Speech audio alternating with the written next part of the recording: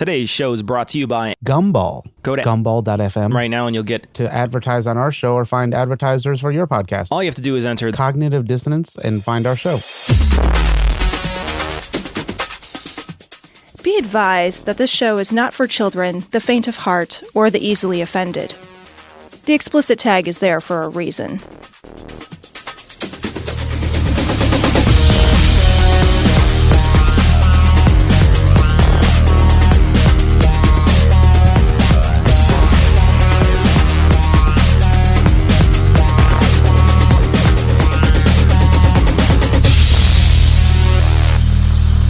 Recording live from Glory Hole Studios in Chicago, this is Cognitive. Wait a minute, Cecil. And beyond. That's just. Oh, I gotta roll it back. Yeah, you got to do the and beyond. Recording live from Glory Hole Studios in Chicago and beyond.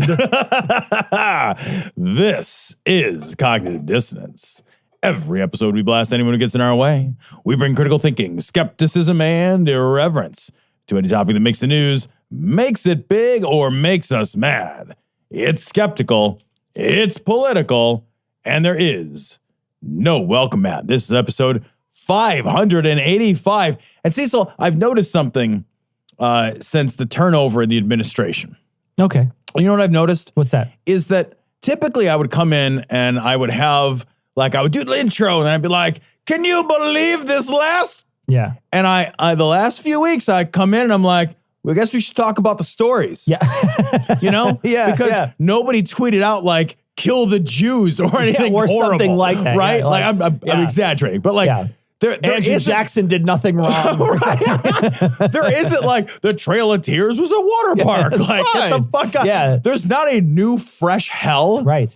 Every week. 15 minutes. Yeah. You know? Like, I do have to contrast that if nothing else, we get a lack of fresh hells. Yeah.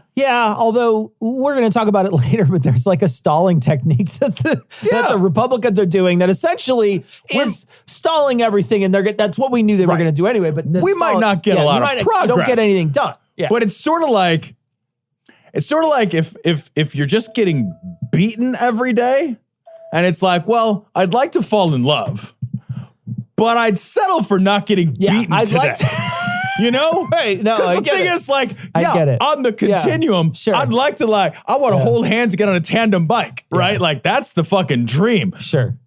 But maybe if we stop the beatings, like, Things I'm might like, improve. like, I'm so traumatized after 2020 and 2019 and 2018 and 17 and 16 that I feel like I'm just like, I'm like, please, sir, It's the whole second half of the teens. Right. We're just really They were not raw, great. dude. They were really not great. Raw. Turns out it was not so good. And then the 2020 was genuinely the biggest shit 2020 show was so bad. of forever.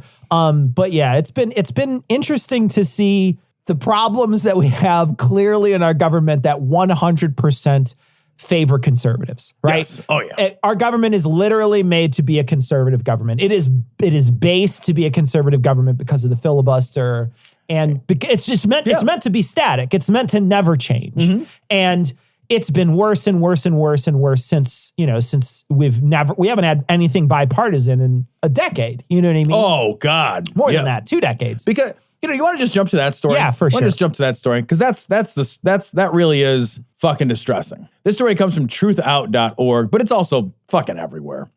Mitch McConnell says bipartisanship is over. Believe him. Yeah. So in this story, there's footage. There's like leaked audio and video footage. There's footage where Chip Roy or what the fuck kind of name? Hold on a second. I had to look over at the story to remember the representative because it's not a representative I was familiar with. Yeah, Chip Roy. And then I looked over, guys, and the guy's name is Representative Chip Roy. And I want to say this real quick. Shame on you for voting for a guy named Chip. Chip Roy. What the fuck is wrong with you? The guy's name is a grown man called Chip.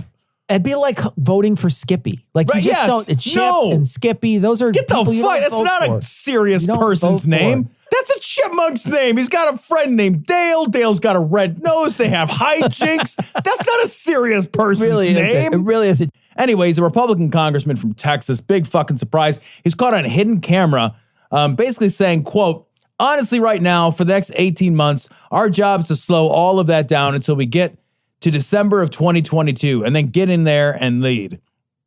I actually say, thank the Lord, 18 months of chaos and the inability to get stuff done. That's what we want. Yeah.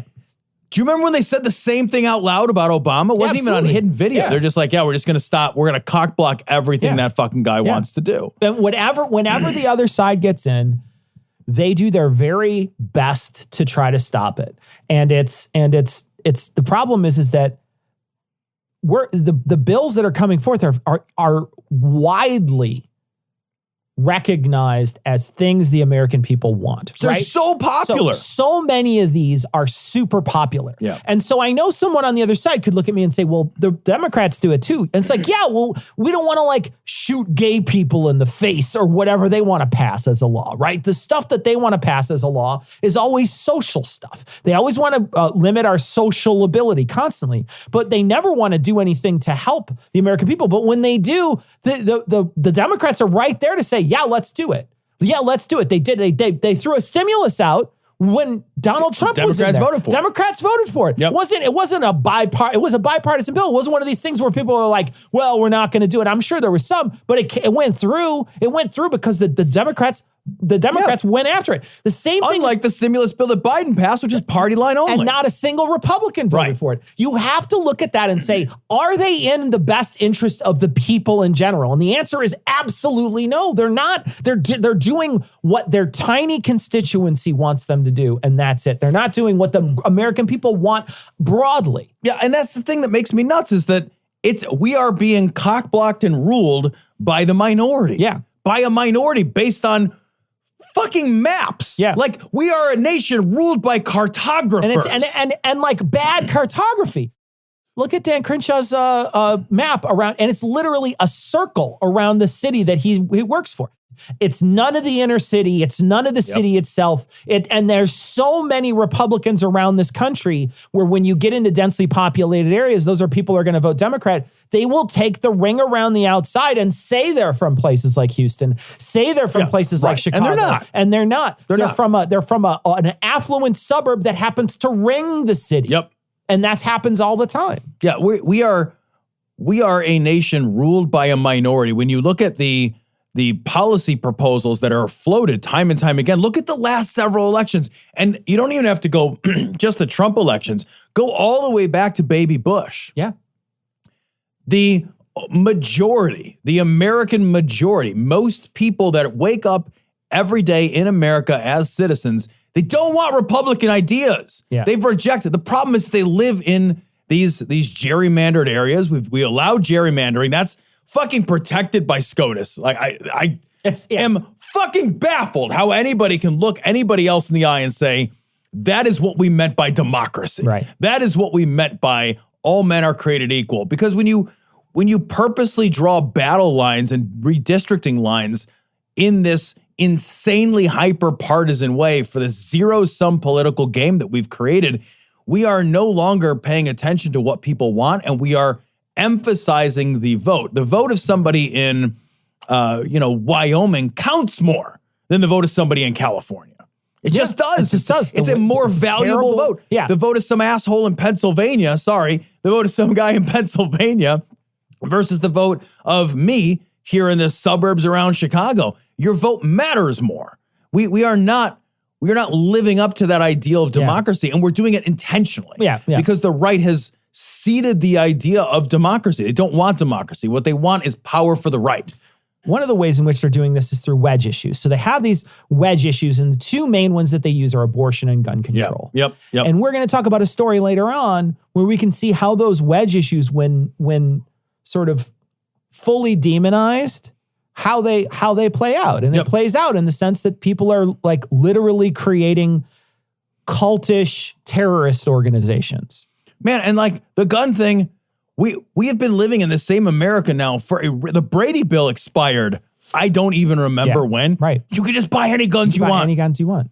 Most places there's very few, and whenever there's a a stipulation or some sort of regulation on a gun, like in Chicago, they took that thing out. They're like, no, it's gone. We can't even decide that we should have universal background checks. Yeah. We have universal background checks are incredibly popular. If you poll, how do y'all feel about universal background checks? Incredibly popular. It's actually one of the most popular political hot topic issues you can poll. And we can't get that accomplished because Congress's ability to accomplish the will of the people is absolutely crushed by the Republicans. Yeah. And I do appreciate, and I want to make sure I say it, I do appreciate a system that has some brakes on the machine. Sure. Right? I think that it makes sense to have a system that is not a fucking runaway train, whatever the people want, the people get. You know, there needs to be some tension built into the system and some brakes built into the system. The problem is that the brakes in this case don't slow the wheels of progress, they halt them. Freeze them. They absolutely halt them. Yeah. Yeah, and the filibuster right now that is in place, that the Democrats probably will not remove, is this. It's not even a real filibuster. It's a threat of a filibuster. Yeah. It's not Mr. Smith goes to Washington and reads 50 pages of the phone book all night long and falls asleep on his feet and the kids cheer because he saved a fucking school or whatever. It's 100% don't do it or I will filibuster. Yeah. That's all it is. And that's the end of the story. Dust off your hands. What I would like to see is at least have the guts and the fortitude to do it. Make them do it. Yeah. So instead of what we have now, which is just a filibuster in threat only, have a filibuster in action. Be like, okay, you want a filibuster? Great. We're going to do a filibuster. Get out there, Mitch. Stand in your fucking Dr. Scholl's for 8 hours out there. Let's see your legs swell up because you're fucking 1,000,000 years old. Yep. Yeah. There's no way that man can stand for that His long. whole body would turn black. There's no His way. hands turn black just standing. He would turn the floor black around him. But there's no way he would be able to do it. And the filibuster essentially stymies any kind of debate. So if they what they're basically saying is you can't even debate this on the floor because we will done filibuster. And I just say put up or shut up. That's awesome. Great. You're going to filibuster? Cool. We're going to bring this bill. Let's see what happens. What do you think, Cecil, about just getting rid of the filibuster? The Democrats just go nuclear option, blow that fucking thing up. It's tough because the way the new things have been redistricted, and now we know that that's going to stand up in court.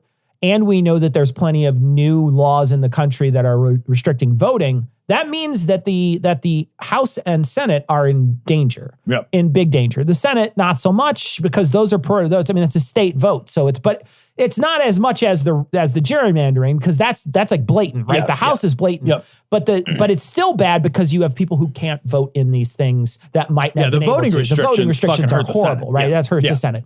So it's hurt by both. If you take it away and then you have all three in there, they could start ramming things. Yeah, they'll run a train on you. They can run a train on you. And it can be really, really terrible. Now, the good thing when it comes to that is what you have on our side, which are the people who are now sitting back and saying, told you so, Biden was terrible, told you so, Biden was terrible, told you so, because he's not getting anything done. Because people don't understand that he can't, it's first off, it's not on him, it's on Congress. Right. And they can't get anything done because 50 plus 1 is only good enough to pass it, not good enough to bring it to the floor. And that's not enough. They can't even get, it's amazing that they can't even get debate to create congressional record. They can't even start it. To answer your question, I'm afraid. I'm afraid that there's gonna be some sort of, but to finish though, it's the idea that these people are like, he can't get anything done. This might be the one thing if they come in and just fucking hammer us with terrible legislation in one term, it could wake enough Americans up to say, oh my God, they really aren't my party. Yeah. Because so far, nothing's really happening. So people that are okay and well off, that might be okay. But if they come in and really lay out some really draconian shit that they want to do, that could be really bad for America on the short term, but it might be better in the long term. Because Trump didn't have any sweeping anything. I mean, sure, all those people that he wound up letting die because of COVID, those people have all those. Right. But there's not been any legislation that has caused people some serious distress. Right. I think we got to blow that fucking thing right off the door. We have right now, and for a long time, we haven't had an effectual government. Yeah. And I'm not sure we get past that. And I sort of feel like yeah, all right, maybe I feel this way because my guys are in charge right now. But if you blew the fucking doors off that thing and the Democrats are in charge for another 18 months, they could bring their big voting rights legislation, their federal voting rights legislation to bear. And that would trump the fucking state's voting rights restrictions. Yeah. And so you could knock that off. You could knock that off out of the plate. Now you still have the gerrymandering problem. That's its own thing. But I think if you were to take that, if you blow the fucking filibuster out the door, you pass the voting rights thing, you pass the big infrastructure bill, all of a sudden in 18 months, people are having things like childcare credits and, pre-K schooling and, infrastructure money is flowing and people have jobs and, they can fucking vote. Man, I think the Republicans are done. And that's what America's asked for. Like, if you poll it, what do you fuckers want? Yeah. Like, that's what you guys want. Yeah. So I kind of feel like you have maybe one chance, because the other thing to remember is, like, at any time the Republicans could gain control of the House and Senate, they could blow up the filibuster. Sure. And then they could pass all their shit. Yeah. And they've sort of like pinky promised, gentlemen swore, whatever, that they're not going to do it. But who trusts a Republican? Yeah. I'd rather have an effective government that makes mistakes that we can roll back if that's the will of the people. Yeah. Than to have this like constant stalling. The stalling is like, to me, it feels crushing. It feels devastating to have problems with solutions and then just look at them like they're on your fucking vision board. You'll never do anything. You just look at it and wait and wait and wait. And we are stuck in a rut. And you're right. The only way forward, the only way through real progress is blow up the filibuster. But that could also mean one step forward, 5 steps back. Yeah. And I know I want to recognize, easy for me to say on the risk side. Yeah. Because at the end of the day, those risks won't impact me as deeply as they will many other people. So I want to throw that out there for the audience. Like, I know that maybe that position is something I need to reconsider. It's very privileged. It's a privileged position. It is. But I think that most of the conversations that we have are that way. Right. Wow, heaven's nice. Y'all got a soda water fountain? Yo, guy. What it do? You love me, right? Yeah. Then why you ain't give me superpowers like you gave Jesus? What are you talking about? Jesus out here walking on water while I'm just floating in it. I didn't know walking on it was an option. Is that so? Yeah, then he died and came back. Let me go back real quick. Hold on. Go back to what Jesus did. He was like multiplying bread. He had like 4 or 5 pieces. Oh, he did the bread and fish thing, huh? Yeah. Jesus. Yes, Dad. So you on earth showing off? Nah, I was, I was helping people. According to Jeff, you was showing off superpower. Yeah, he stopped 3 storms by his... Hey, shut up. Oh, my fault. Sister, it comes from Right Wing Watch. Lauren Witzke, right-wing activist, says the Equality Act will illegalize Jesus Christ. Illegalize. She looks like the lady who was the anti-vax lady. Jenny McCarthy a little bit, doesn't she? She does kind of a Jenny McCarthy She's got look. a Jenny McCarthy look. I guess it's the Karen look. Like, it's 100% the Karen look. Well, but does she look weirdly sepia too? Like she's Yeah, like this recording from a definitely- ghost town or something? This definitely looks like it's from the past, but that's where all her beliefs are. So that makes sense. You guys, this video is if you go to our website and check out this video, at least the still from it. The still looks all crazy. the stuff in the background is regular color. Yeah, she's definitely a rose color. But she is sepia. Like she's like rose gold. Right. So this is her on Alex Jones, which is interesting because we have not seen Alex Jones in a while. Long time. I believe this is the same woman. Let me double check. This is the same woman who Milo Yiannopoulos said to her, she had work to do. Yeah. She had work to do because was dogs still barked at her, or whatever, and she was still satanically She's gay. still or thinking whatever. about touching boobs. Yeah, she was still 100% satanically gay. So what we have now is her talking to Alex Jones. So clearly that True News boost really boosted her in the ratings in a way. Oh man, she is it an up or down to go from True News to Alex Jones? True News has a way worse set. Alex Jones has a baller set. That's true. Alex Jones has a baller set. That's true. Wait till you see this set on this clip. It's outstanding. Wait a minute. Cecil, Patreon goal. We need an Alex Jones level set. I want like a big desk we can... The biggest Patreon goal, though, is if we can get Alex Jones stuffed into the place. If we can get him... I want him stuffed like a fucking bear. old bear. Like an old bear with his hands up like... Yes. Oh. That would be amazing. It is a dream. Now that I have my Globe bar, Yeah. my next ridiculous overly hyper masculinized thing that I want to have is a giant stuffed polar bear. Nice. Like Mr. Burns has in the back of his big polar bear. Yeah. And then you needed leather bound chairs. I think you need that. 100%. 100% leather bound chairs. I want a den that looks human like leather. a fucking joke. Like, that's what I want. I want a den, the human leather. I want a den that looks like an English lord got stabbed in it, and you're trying to find out who done it. That's outstanding. You got to have candlesticks everywhere. Oh, absolutely. I want a little bit of blood on it. I want an old-timey rifle. I want candelabras. There's a pipe wrench there for no reason. You're like, why do you have a pipe wrench in a mansion? I'm living in the set of Clue. Fuck off. All right, so this lady's going to talk to Alex Jones. Here we go. There is a war on Christians. They did this. They targeted me, and they made an example out of me. Okay, so what does it say on the table here? It says, I love this because this is classic Alex Jones. Yeah.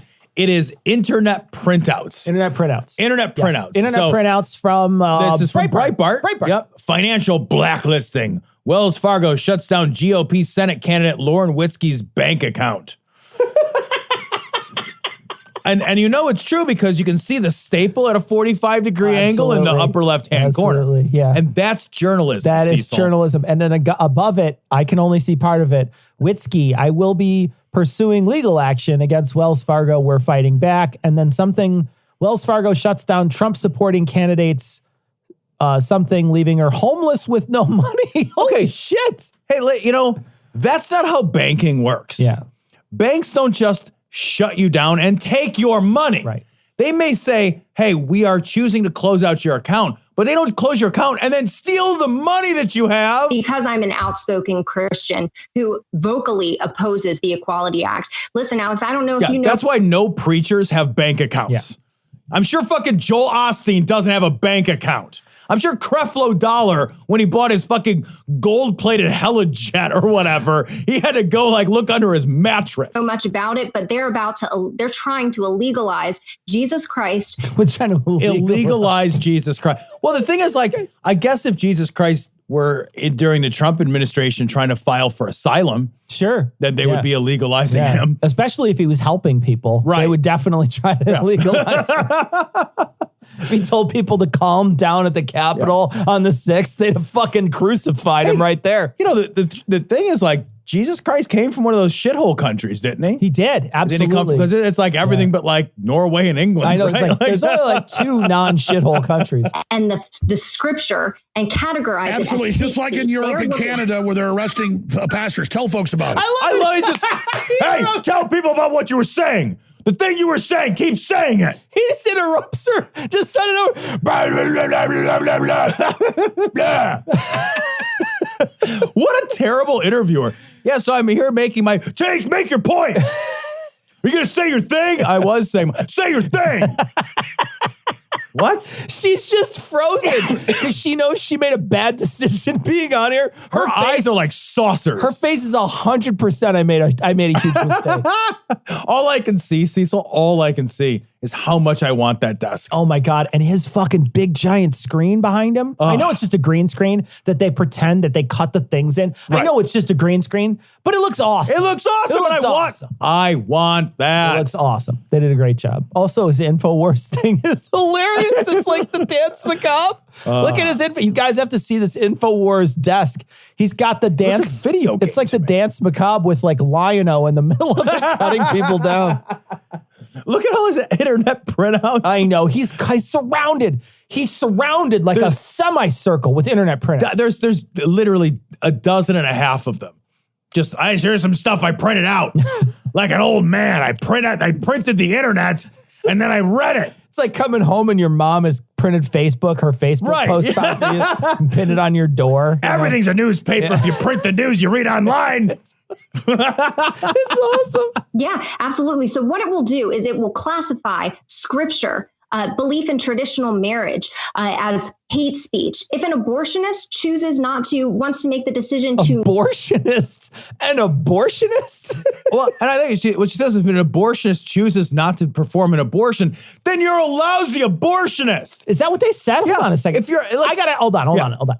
belief in traditional marriage as hate speech. If an abortionist wants to make the decision to not perform an abortion, if I go to the abortionist and then I don't get an abortion, fucking 0 stars, abortionist. 0 stars. I love that word. I came here for a fucking abortion, goddammit. Yeah, no kidding. Where's right? my abortionist? They call them doctors. But I like that they changed the terminology, right? So instead of saying doctor, because that's a respected position in society, right? Yeah. So instead we'll change it. That'd be like calling the tonsillectomist. What? No. Oh, the pill prescriber. What? Oh, the palpator. That abortionist or that doctor or that nurse that chooses to take the biblical. Wait, is one of those a title? Because you could be an abortion. Can I get a degree in abortionist? Yeah, I think in this world it's an abortionist or a doctor or a nurse. So I didn't know nurses could perform abortions. Maybe they can. I didn't know that. I thought that was a doctrine thing. I thought it was a doctrine thing too. Yeah. I'm pretty confident in that. I guess I could be wrong. There could be maybe nurse practitioners. But then there's the third category. I just went to school for the abortions. Yeah. You know what? I skip sees the rest of it. I just do the abortions. That's it. They go to medical school and they've got a potato gun and they're shooting those babies right out of there. They graduate. They have to turn the coat hanger on their thing over to the other side of their hat. You know, other side of the hat. There you go. I graduated from abortion at school. They come up and you take your diploma and you just suck it up with a vacuum cleaner. Just goes right in there. It's like one of those teller things. You know, actually, Dyson has a great school of abortion. Abortionists. Yeah. I mean, it's not as good as the Floby school because that one cleans it. It's a whole process. It is, yeah. It's way better. Biblical approach and change their lives. Children who struggle with gender identity. Children who struggle with abortionism. Now it's going to make them illegal for them to pursue therapy to change their mind. And this is, it's literally nothing is going to make anybody not be able to go to therapy if they want to go to therapy. You know, maybe what none of this is true. What she's alluding to though is that damaging conversion therapy. But I thought conversion therapy was mostly to pray the gay away, not for gender identity issues. Yeah, but I would imagine that they're going to say that because they're banning this practice of conversion therapy, which has been proven to be a really damaging thing. Yeah, horrible. That they're going to say they're going to take off that conversion part, call it therapy, and say it and basically use it for a blanket. So it would be gender identity, anything LGBTQ. It's just complete. You can go to anybody can go get therapy if they want to go get therapy. Therapy is problematic when somebody makes you go to therapy. Oh yeah, Cecil, or they make you do a thing, right? They make you do something. If you said Tom, you have to go to therapy, and I was like, I don't really want to go, and then you force me to go or I lose my job, or force me to go or you kick me out of the business, or that's a fucking problem, right? And then you're and you have to go see my guy, and he's gonna, and he's not qualified. He's a priest. Yeah. There's no one is seeking to illegalize going to therapy. But I do feel like they're hinging on that conversion therapy thing, which has been in several states outlawed. Yeah. And it's outlawed because it's damaging to people. Right. Therapy would have many answers. This has one answer. Yeah. And that's the difference. Right. Which makes it not therapy. Right. Yeah. Yeah. Right. Yeah. The only way out of this is my way out of this. Exactly. Well, then that's not great. Okay. Absolutely an attack. It's basically on the cult Christians. trying to make it illegal to leave the cult. Yes, exactly. And even just quoting scripture will be classified as hate speech, is what it is going to do. It is going to make Christianity a crime on a federal level. What law is this? Name the law. Yeah, right. Seriously, people like this always say, this is really, and you want to, every time I see this nonsense online, I'm like, just send me a link to the actual legislation. Sure. Just tell me. I'll look it up myself. Tell me what it is. Tell me the actual bill. Sure. That I can look up. There's nobody floating this bill. There's never anything behind any of this. It's all it is scare mongering. It's a moral panic. That's all it is. Yeah. Yeah. cannot allow this to go any further. We're going to lose everything. If we give our enemy an inch, he's going to take the whole thing. As you've Caliente. That's all I'm saying. seen, Alex, you've watched as this slow fade has happened, and we have allowed it to happen. And it's gotten to the point now where we're all going to end up in Kamala's gulags unless we all stand up together. Kamala's gulags. Okay, first off, it's Kamala. Okay, so let's get that out of the way. These motherfuckers struggle so hard with that name. She's gone out of her way to educate people. Right. And now they're just like actually not doing it. Like they're going out of the way to not to mispronounce it, to be rude. Yeah, they're intentionally exoticizing her name in order to otherize her, right? And the amount of like fear mongering that they are trying to do around our vice president is not sticking. Like for the most part, she's a Jezebel. Yeah, it doesn't stick. None of it's sticking. Yeah.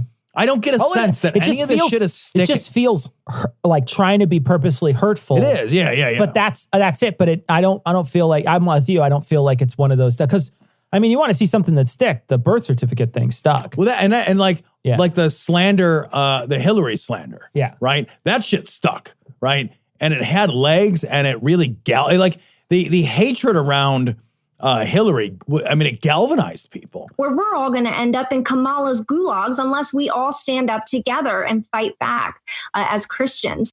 If only there was like 70% of us. I know. And if only we controlled every hall of institutional power. But that's loving her by calling her a coward? Really? He's a coward. You can shut the fuck up.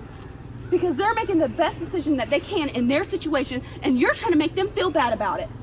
So go off, Jennifer. Is that the validation you want from Sky Daddy? Calling people a coward? This story you referenced earlier, this comes from The Guardian. It shakes you to your core. The anti-abortion extremists gaining ground on the right. Operation Save America opposes COVID vaccination, women in power, and same-sex marriages. And allies are making inroads among legislators. So the anti-abortion movement is not just the anti-abortion movement, because of course it's not. Sure. Because it's not really its own grass-fed, grassroots effort.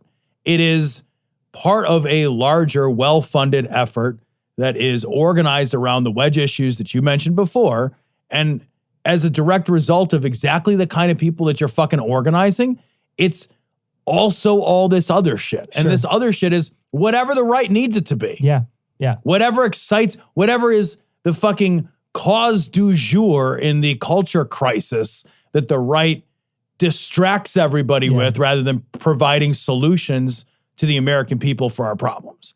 That's what it is. Yeah. And it's a great, easy group to mobilize. And the way you mobilize them and the way you make sure that they stick with this issue constantly is that you use language that demonizes the people who oppose this. Mm-hmm. So anybody who's on the other side of the fence is demonized. And then you use sort of vicious language to talk about them. And what it does is it dehumanizes them to the other side. But that side effect is that these people start to get farther and farther right. Yep. And they become extremists, right? So it's not just that they're, because you've done all the programming on these people. They've let you program them to believe horrible things about these other people. It's no longer this conversation where we can disagree on politics. There's no disagreeing on politics anymore, because the politics have to do with wedge issues. We're saying things like we should be pro-choice. There's no reason to force women to choose to have a child if they don't want to have a child. And to other people, that is literally the most evil thing you could possibly say in the world. So there's not even a chance. You can't even have. No. There's never going to be a bipartisan anti or abortion bill, right? That'll never happen. It can't happen. It can't happen.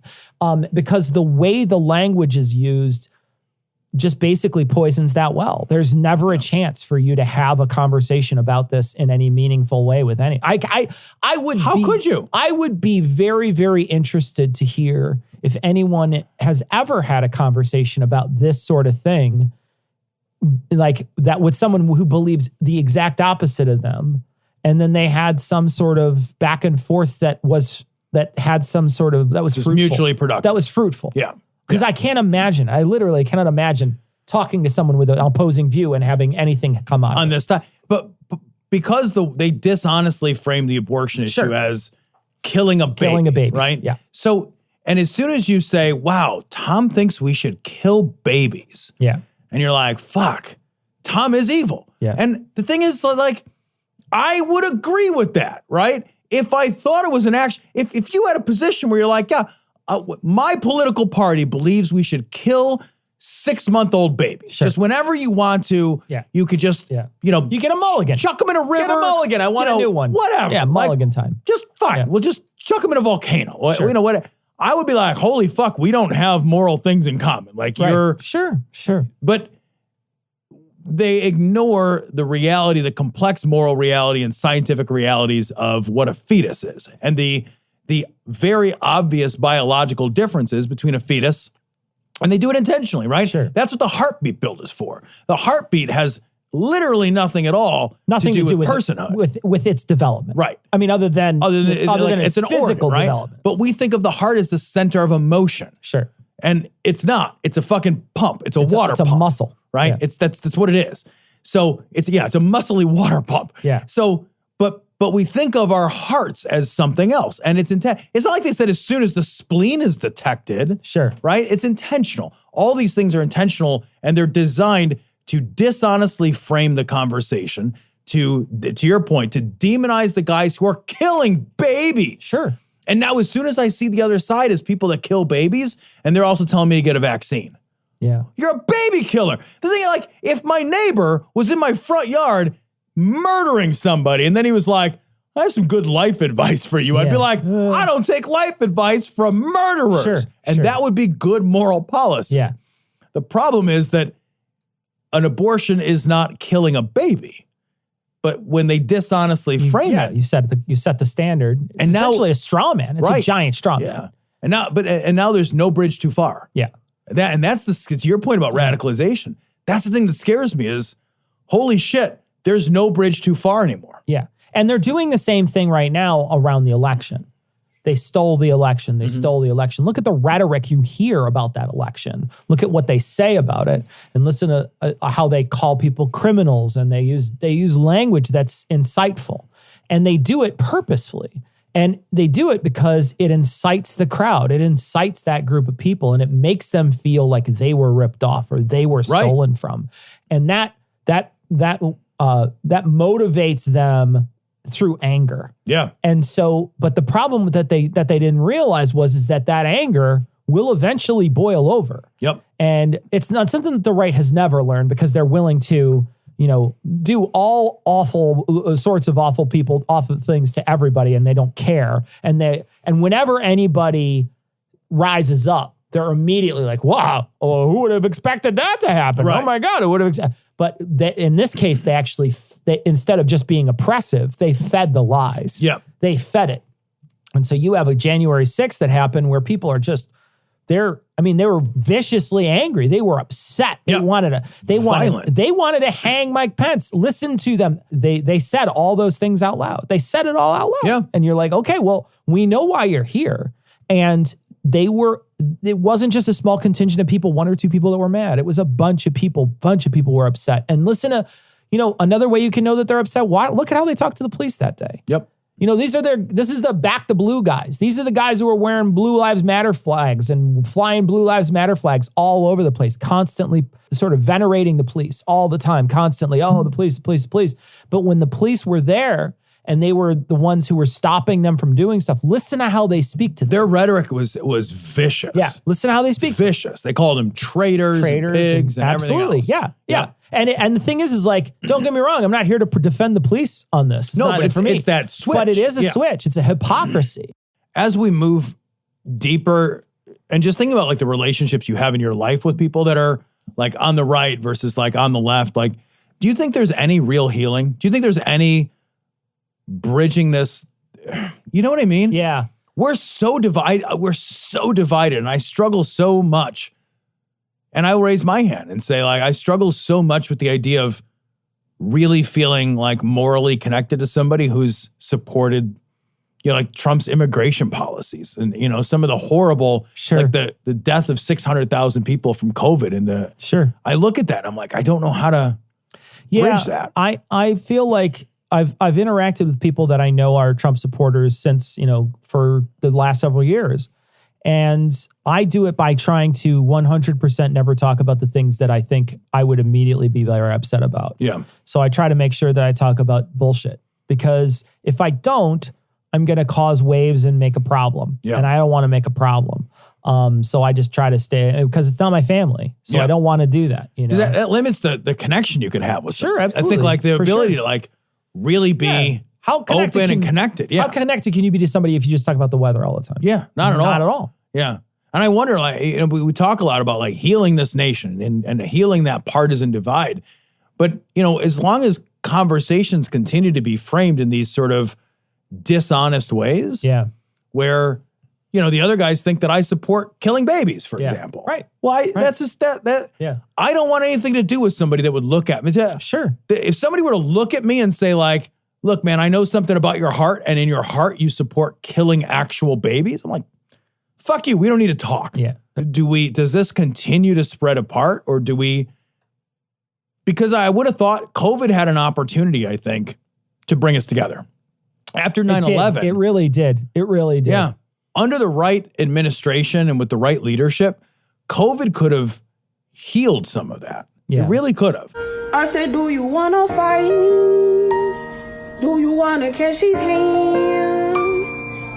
Bitch, I'll catch you in the streets. I'm with that beef. Bitch, I'll beat your ass. So this story comes from Business Insider. Marjorie Taylor Greene compares Biden's vaccine push to Nazis week after apologizing for comparing mask mandates to the Holocaust. I mean, in her defense, I think that she doesn't know that the Holocaust and Nazis were in the same war. Oh God, you're probably not wrong. They didn't cover that in her. I think in her defense, she thinks they were World War I and World War II. They were two different things. I'll bet you. She doesn't have no idea that they're connected. Let me read you what she actually wrote, just so that we're not misquoting here, because it's, Biden pushing a vaccine that is not FDA approved shows COVID is a political tool used to control people. People have a choice. They don't need your medical brown shirts showing up at their door ordering vaccinations. You can't force people to be part of the human experiment. Don't be stupid. Medical people wear blue shirts, not brown shirts. That's stupid. God. Look, I was just watching Scrubs the other day. It's blue if it's medical. Blue. It's green if it's surgical. Oh, I didn't know. I didn't know. Brown is custodial? I don't know. I don't know. Brown is the national park. That's like a park ranger. Brown is UPS. Right. So just a few weeks ago, she got in trouble for this, basically the same shit. Same thing. She's just too stupid to know what she's saying. And there's a great quote from this article. The American Jewish Congress released a statement on Wednesday addressing Greene's tweet, saying that the Congresswoman, quote, continues to prove that there is no limit to her brutal trivialization of the Holocaust for her own personal political power. Absolutely. And I love this next sentence. The Holocaust and Jewish suffering is not a prop for her delusional views, comparing efforts to save lives through vaccines with the most heinous, systematic, state-sponsored slaughter of millions of innocent victims. Yep. And I read that and I thought, man, how fucking true is that? Yeah. People use the Holocaust and Nazis and Hitler as a fucking prop. All the time. Every fucking time you do that, that is an insult to the people, some of whom are still alive, who suffered and died as a result of that horrifying system of oppression and genocide. Yeah. And to use that shit as a prop for your fucking, to straw man literal horrors, it just, God damn, man. But then it's insult to injury because now it's anti-vax, right? Right. So it's not only a shitty thing to do just in general, but it's a shitty thing to do while you're trying to dissuade people from getting a vaccine. Yeah, man, it's double plus extra worse. And it is because it's not just a rhetorical tool. It's crazy to me that we're still at this point where there's so many anti-vaxxers in this country. So many. Because I remember when we started this show years ago, they were a fringe group. Yeah. They weren't very large. We didn't have measles for many years because many people still vaccinated their kids. Yep. I mean, I knew a couple of anti-vaxxers, right? I knew a couple that were on the fringe of my life for a while. Mm-hmm. And, even for a little while myself, I even wondered because I had people I knew. Yeah, same. That I trusted that had said some things that I was like, oh, maybe I should look into that. And when I did, I was like, no, that's bullshit. It's literally all bullshit. There's nothing there. And the only thing that anybody who was on the other side could ever retort to is just character assassination of the people that you got your information from, right? Like that's the only thing. Like if you went to Quack Watch, there was like, oh, well, let me tell you about Quack Watch. Let me tell you about that guy. Right. So it would be like ad hominem against the guy instead of actually like many studies and everything that are cited. Right. Just even the argument, right? Right.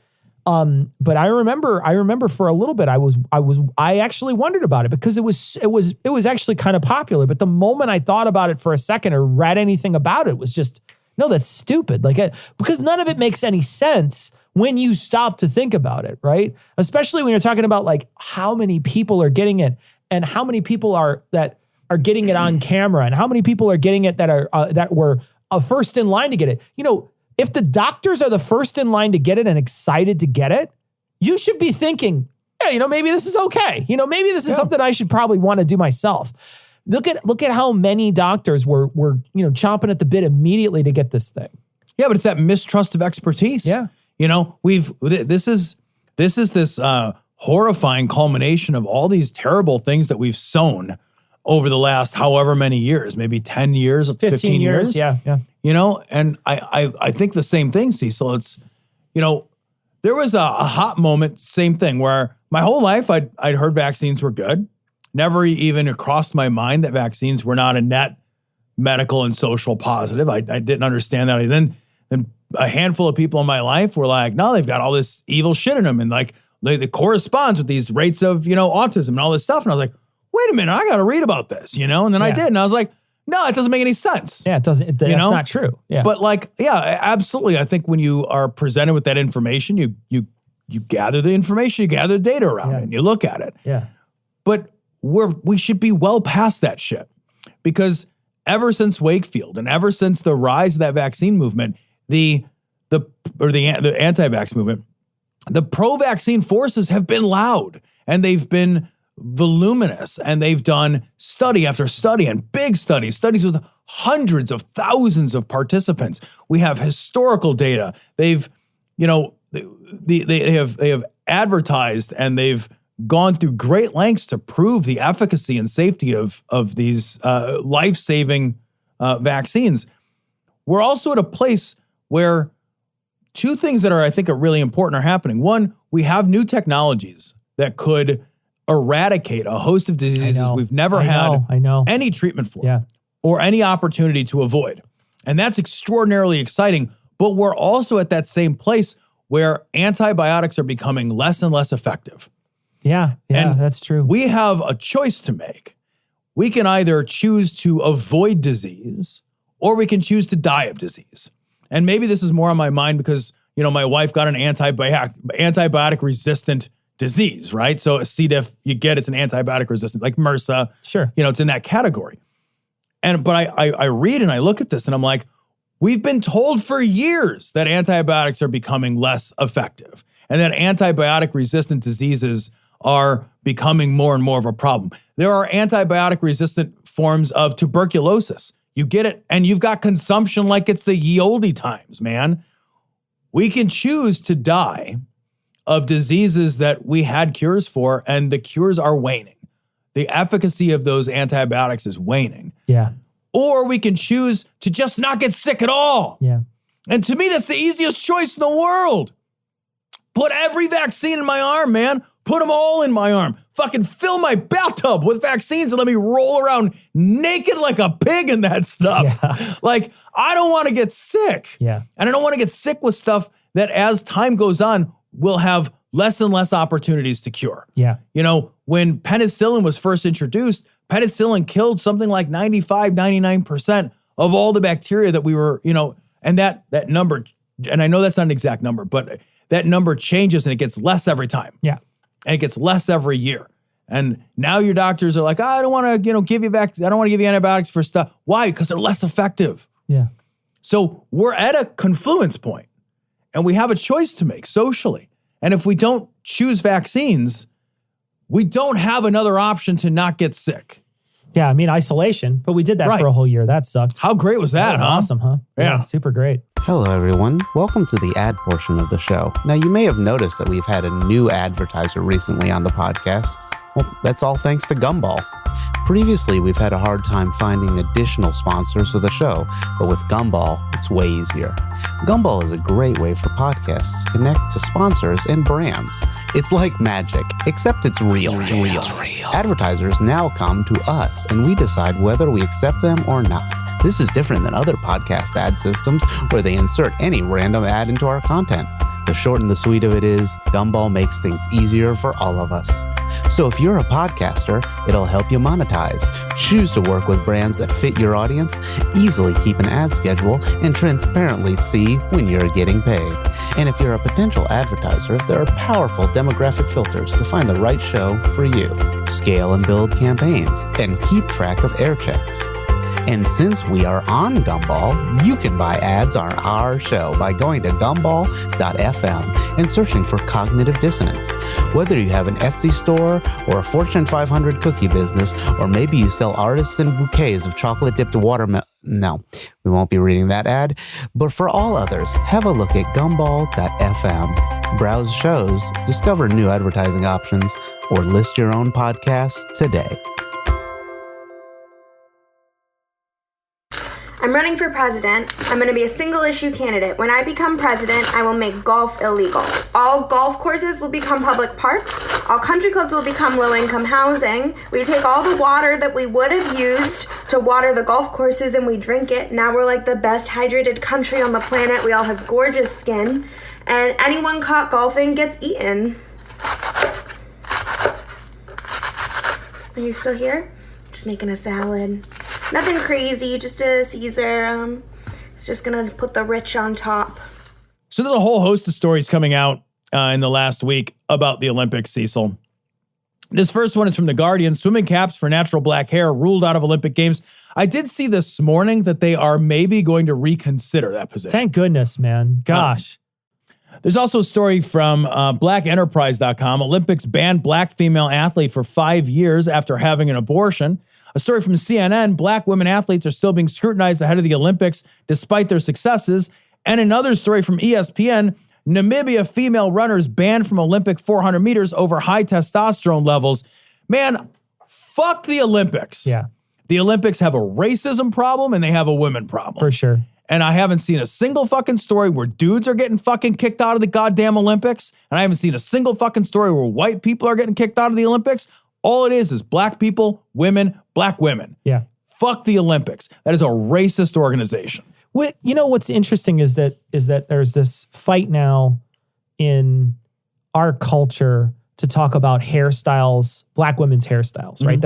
There's a common thing in our culture where people are trying to normalize black women's hairstyles, because many people in the business world traditionally would say that's not a work hairstyle. You're not allowed to work in that hairstyle. That's not a work hairstyle.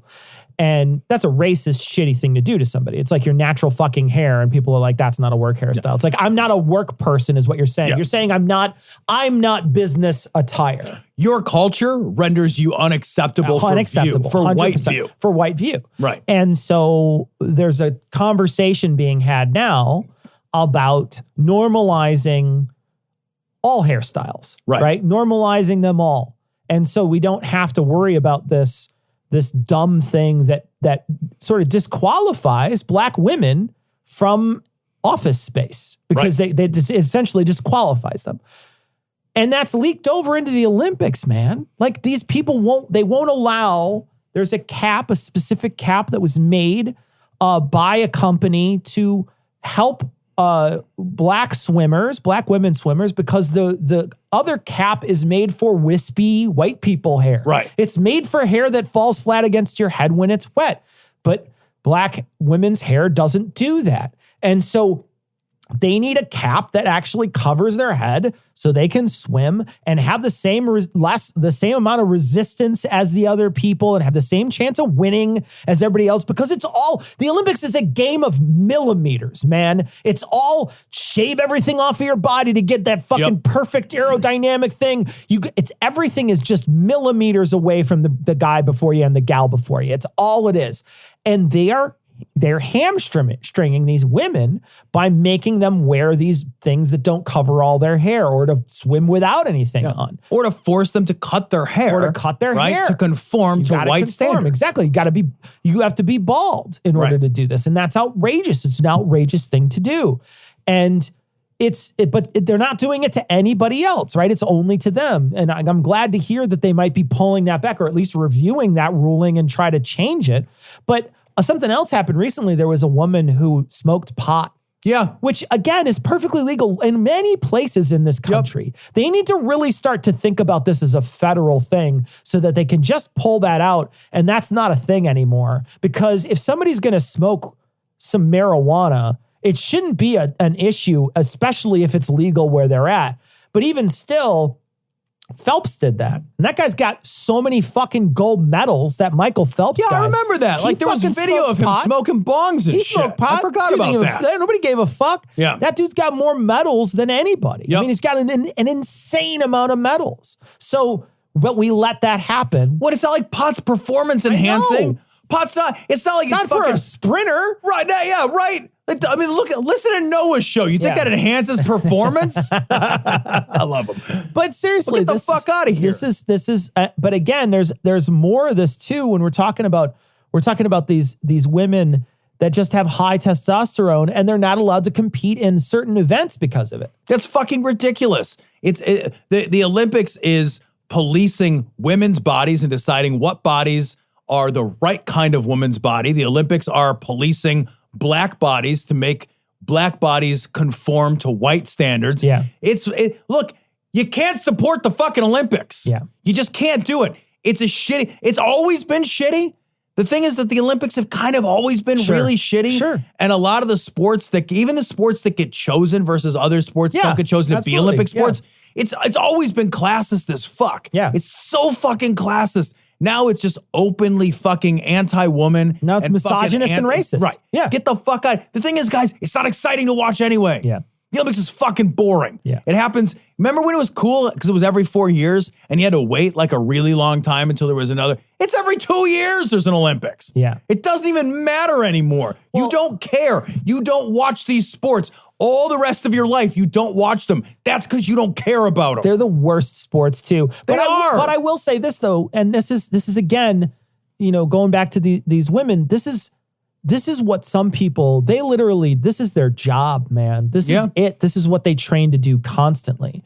And I'm never going to be fucking interested in a dash or a run or a whatever. I'm not going to be interested in a jump or a vault or a hurdle or a shot put or any of that stuff. I'm never going to be interested in it. But that being said, there are people who this is their livelihood. Mm-hmm. This is they spend their entire passion. It's their passion and it's their livelihood. They spend their whole life throwing that shot put as far as they can throw that shot put. And so, you're basically taking away their dreams because of your weird thing that they have to conform to you. And there's another story in here too that's just horrible. Olympics banned black female athlete for 5 years after having an abortion. This poor woman, she had an abortion and she said she had to sit. She tried to appeal it. She had to sit around with all these white guys, older white guys, trying to justify her position as a black woman getting an abortion in front of all these guys. And they were all just like, well, I've never been in that situation in my life. So no, fuck it. No, sorry. She missed one drug test. She didn't pop positive. No, she just missed the drug test. She missed the drug test. So she had a scheduled drug test. They showed up at her house. She missed the fucking call at her house. She tried to reschedule it. They're basically like, fuck it. No. Yeah. No. She's recovering from a fucking abortion. Yeah. So the thing is, like, I think if it was any other medical procedure, I think you're right. If it was any other medical procedure. I know that's conjecture, but it's specifically get the fuck out of here. a woman procedure. Yeah. And you're just like, yeah, okay, then of course. Right. And why is the review board all old white dudes? Well, because of course it is. Because of course it is. Because of fucking course it is. Because the Olympics shouldn't even be happening in the middle of a pandemic. Yeah. How crazy. Yeah, that's the other thing that makes me nuts.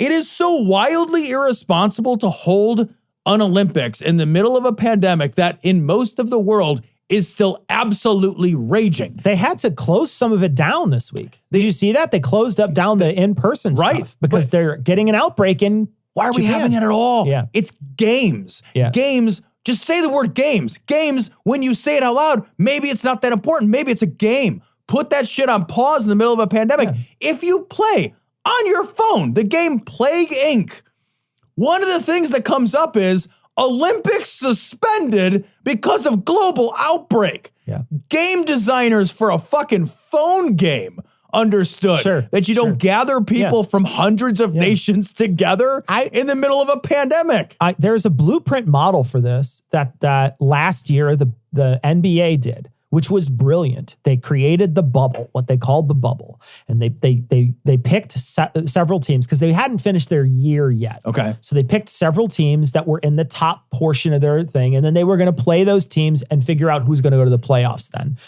And everybody there had to get COVID tests and go into isolation at Disney. And they sent them down to Disney and they put them up and they had to be isolated from everyone. So they were isolated. They couldn't go out. If they went out, they had to go on isolation protocol on their own for 14 days. They got tested constantly and they had no breakouts. They were able to play. There's nobody in the stands. Right. But they were able to play games. But they were able to play the games. And those NBA games were a lifesaver to so many people who were just looking to fucking tune out the news for the evening and watch the fucking basketball game. They were amazing. And there's a blueprint out there to make it so it's safe. There's a blueprint right now, and that could be used for all people all over the world. You have plenty of space to do it. And then you just put up, like the NBA did, put up Skype faces on the walls. People watching it. You can have audience interaction. It just so happens to be Skype, or whatever. You can do it. And I don't think anybody would have been upset by it. I don't think anybody would have said, oh, well, we can't do that. But the problem is that everybody just wants to forget that everything happened because it was a shitty year. So everybody just wants to go back and be like, nope, nothing happened. Let's just go back to normal. Well, now they're locking Japan down again. Yeah, well, I mean, the thing is, like, with the Delta variant, I mean, most countries have very poor vaccination rates. Most of the world still has really poor vaccination rates. Australia's locking Sydney down right now. Yeah. Australia's vaccination rate is like under 20%. Yeah. Huge parts of the world are totally or mostly effectively unvaccinated. We're going to hold the Olympics. Yeah. And then in the middle of holding the Olympics, we're going to look at people who are saying, I'm willing to take that fucking incredible risk in order to do this thing that I'm passionate about. And we're going to fucking judge their black female bodies and kick them the fuck out of the games. Right. Because they're not the right kind of woman, or because they had an abortion, or because they want to wear a fucking hair cap that actually covers their fucking hair properly. It's fucking the erasure of women. It's the erasure of black athletes. It's fucking ridiculous. Yeah, it's outrageous. This doesn't count as an advertisement because we are promoting our own stuff. So there. Love you, patrons. So this next week, Tom and I are going to sit down and read Demon Haunted World. Tom and I were talking about rereading this book, and we wanted to do a sort of Cogdis book club. So what we're going to do is we're going to read the first chapter of Demon Haunted World. The first chapter is 20 pages. Tom is actually going to read it aloud, and we're going to post it for our patrons. So if you want to listen to it instead of read it, Tom's going to read it to you this week, and we're going to post that this upcoming week. Hopefully we can have it done before the weekend, but it might be posted on Monday or something. But Tom's going to be able to read that for you. If you want to join in with us, we're gonna essentially just have we're going to try to read this whole book chapter by chapter and go through it and chit chat about it for a few minutes every week. So if you want to join in and you want to play along, you can go pick up the book, or if you're a patron, you could just listen to Tom read it to you, and then we'll post something on Patreon too for people who want to comment about it and talk about the book. But we're open to start like a good book club, a book club that's not, because we've tried to read books in the past and they've been garbage bad books that nobody wants to read anyway. But we want to read something that we think is both uplifting and smart and skeptical. And so we're going to start with this, and then we're going to move on. Hopefully, if this works well and people enjoy it, we might move on to other books. But this week, if you're interested, you can join us for the first chapter of Demon Haunted World. The first chapter's title is The Most Precious Thing.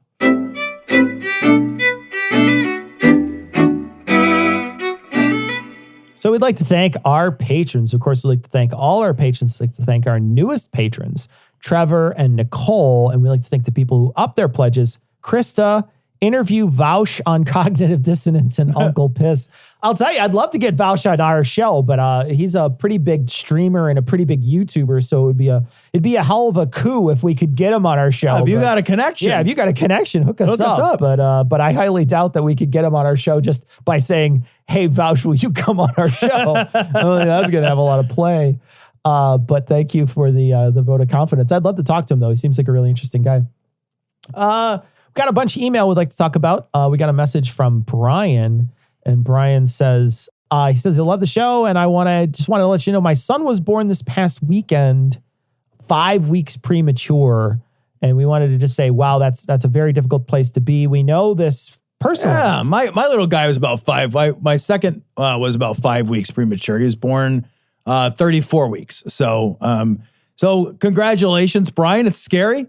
But everything turned out all right for my guy. I hope everything turns out all right for yours, guy or gal. And, certainly thank you so much for listening. Yeah. And it's stressful. It's a stressful time. Yeah. So I hope that, you have loved ones around you to support you. They're little at that age. They're little babies. Eamon came home, he was 4 pounds. They're little babies. Those are little tiny babies. I have a picture of bringing Eamon home, and I laid him next to my watch. Yeah. And he's about the length of my watch. Yeah, he wasn't even a bag of sugar. No. He was that, not a bag of flour at that point. Yeah, I had to put him in the car seat to take him home. I had to then pack receiving blankets around his body. Gosh. To fit him in a car seat in a way that was snug enough for me to white knuckle my way home. Because he's in there because he can't move. Yeah, he's in there because of gravity and a lack of his own personal. Yeah, they don't make stuff for babies that time. No, he's too little. Yeah. So, well, good luck. Good luck, man. It's stressful. We got a couple of messages from Chris, and Chris had posted these on our fan site, I think. And he posted this one. I think this one, it's old timey Tom and Cecil. This one is okay. This is pretty good. This one, pretty close. I mean, pretty close. The guys definitely have sort of our face shapes. Yeah. And our heights too, I think. It looks like our heights as well. And the difference in hair color is pretty good. Hair color is pretty close. And the me picture has soulless white eyes. Soulless dead eyes like you. Yeah. So it's very close to you. Very close to you. Yeah. Tom has to kill someone every night and pour them into his eyes. And that's the only way his eyes get color. You should see him on the days when he doesn't kill anybody. Oh, it's rare. Terrifying, I almost always bag one. It's terrifying, though. Yeah, though, but it does kind of look like us because we're all white guys with beards, it turns out. So, but we're going to post this on this week's show notes. I will not post the second one, though, Chris, because I don't think this one looks like us at all. It's not as close. Doesn't look like us at all, really. So I'm not going to post this other one. But the first one we will post.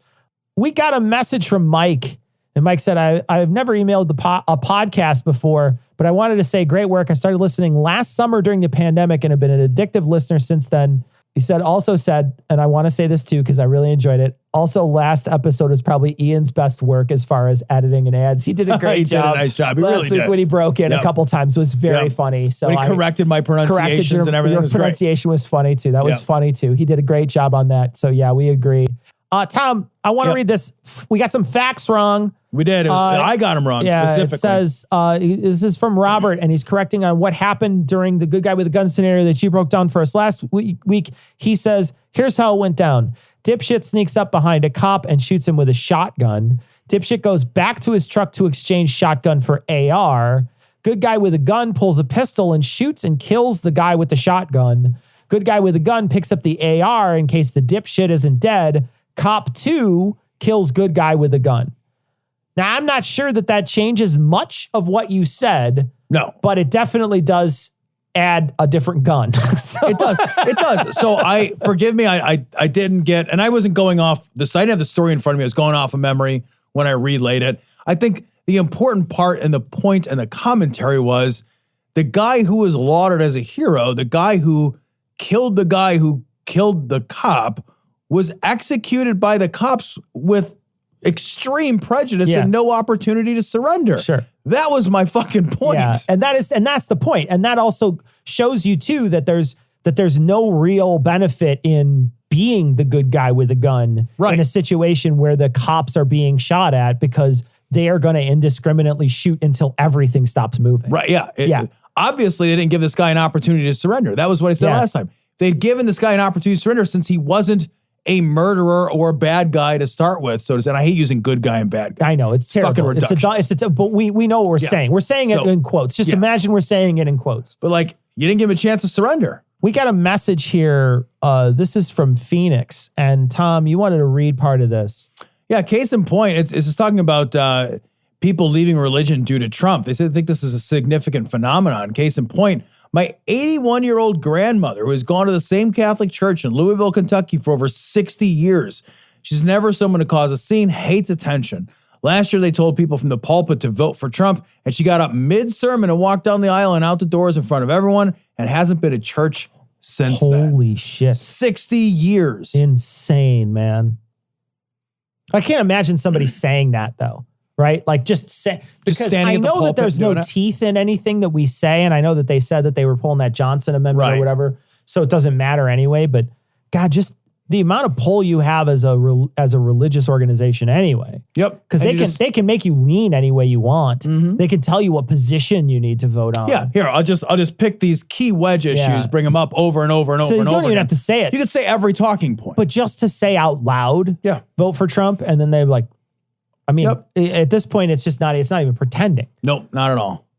We got a message from Pete. This is a good message. He says, want to let you guys know that you're more than entertainment and content. I know from my own experience and my comments made by others, you guys actively contribute to the quality of life and the content you provide us. My life is far better with you guys. And I know your listeners who feel the same. It can be a lonely thing to be an atheist in North Texas. So I recognize that. And we've known that for a long time, that our friendship that is very free about talking about certain issues that you just can't talk about feels freeing to other people. And it makes them feel like they're involved in the conversation and they can have these conversations even if they could never have them with the people that are around them on a day-to-day basis. And so we know that that is one of the values of the podcast, and we're happy to be the sort of outlet for that for people who can't have those conversations. Well, that's part of why we started this thing all those years ago, it was really to open our friendship up to other people, to open this connection that you and I have up and like let other people experience it. Yeah. We're glad that it matters to people. Yeah, for we really sure. are, you know? This is depressing. Eric sends a message. He says, this is amazing that more likely these QAnon believers are more likely to get elected to Congress than us atheists. Yeah, that's true. That's true. It's just true. Ask how many out atheists there are in Congress. And then they said there's like 24 fucking QAnon people. And so, it's easier nowadays to be a Fruit Loop. Tom, this is a message from Jen about vaccine hesitancy. This was upsetting. I recently worked in a nursing home as a member of the management team. We were eligible for the vaccine in early January because we work with a highly vulnerable population. Nearly 100% of the residents got the vaccine. Only 37% of the staff got it. Staff still get tested at least once a week, and every time a staff member tests positive, the whole building goes on lockdown.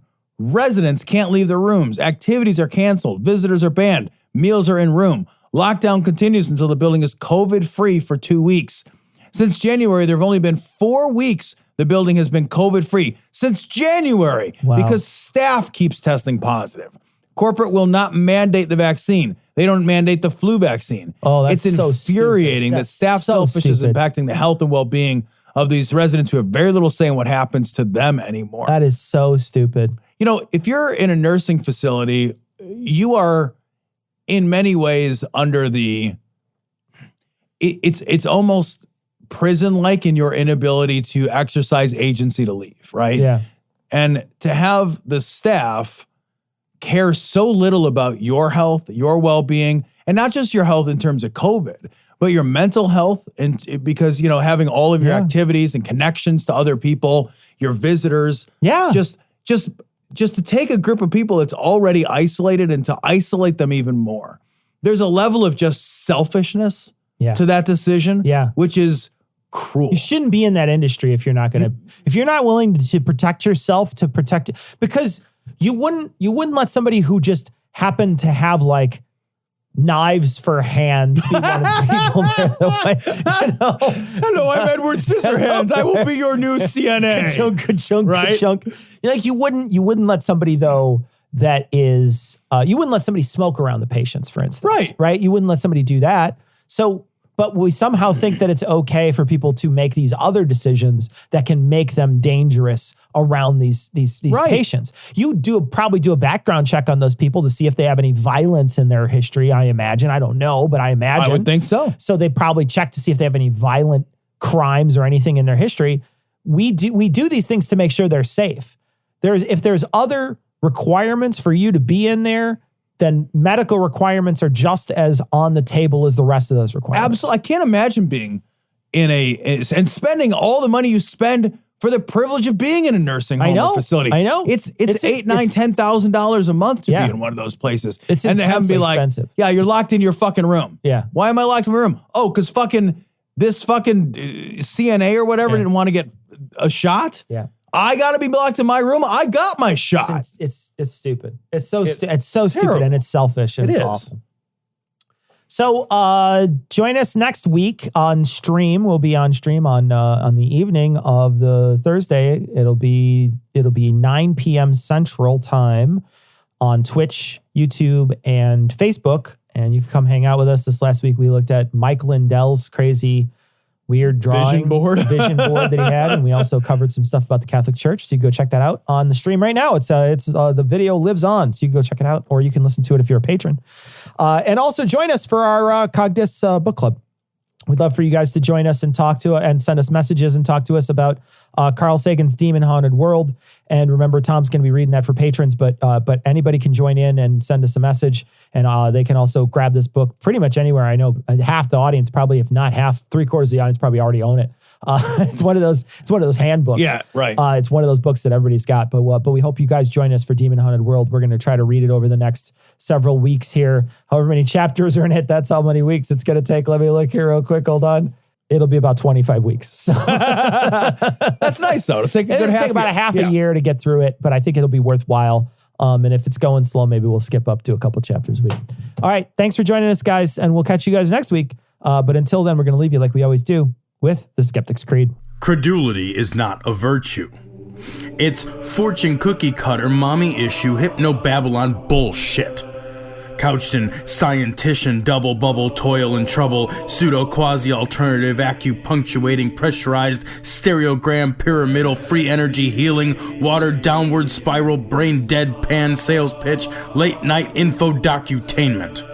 Leo, Pisces, cancer cures, detox, reflex, foot massage, death and towers, tarot cards, psychic healing, crystal balls, Bigfoot, Yeti, aliens, churches, mosques and synagogues, temples, dragons, giant worms, Atlantis, dolphins, truthers, birthers, witches, wizards, vaccine nuts, shaman healers, evangelists, conspiracy, doublespeak, stigmata, nonsense.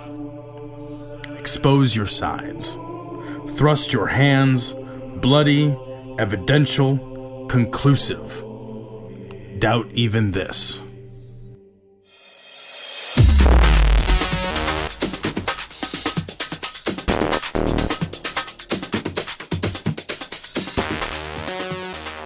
The opinions and information provided on this podcast are intended for entertainment purposes only. All opinions are solely that of Glory Hole Studios, LLC.